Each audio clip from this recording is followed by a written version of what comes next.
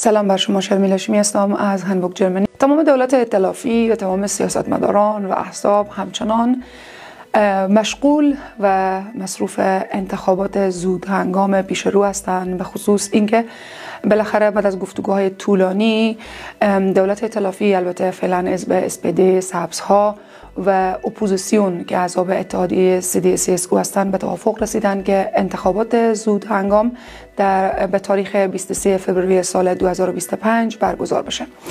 البته قبل از او قرار است آقای اولاف شولز به تاریخ 16 دسامبر طبق اطلاعات اولیه از پارلمان درخواست رأی اعتماد بکنه. اگر که رأی اعتماد دریافت نکرد، بعد انتخابات زود هنگام به تاریخ 23 فوریه برگزار میشه. قبل از او آقای اولاف شولز گفته بود که تا مارچ سال 2025 این انتخابات برگزار میکنه که رهبر حزب CDU آقای مرتز خواسته بود که نه، باید این انتخابات به جنوری برگزار باشه که نهادهای انتخاباتی گفته بودن آمادگیش ندارن. حالا در 23 فوریه هم نهادهای انتخاباتی اعلان کردن که شرایط برگزاری انتخابات زود هنگام دارن، هم دولت و اپوزیسیون با هم به توافق رسیدن.